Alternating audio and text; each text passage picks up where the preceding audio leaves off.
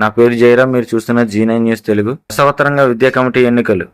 తాళ్ళపూడి మండలం అన్నదేవరపేట గ్రామంలోని అల్లూరి సోరన్న జిల్లా పరిషత్ ఉన్నత పాఠశాలలో ఎన్నికలు ఉత్కంఠగా జరుగుతున్నాయి. ప్రభుత్వం విద్యాలయాలు అభివృద్ధి కోసం ఏర్పాటు చేసిన విద్యా కమిటీలు ఒక్కసారిగా రాజకీయ రంగు పులుముకోవడంతో పంచాయతీ ఎన్నికలను తలపించేలా కొనసాగుతుంది.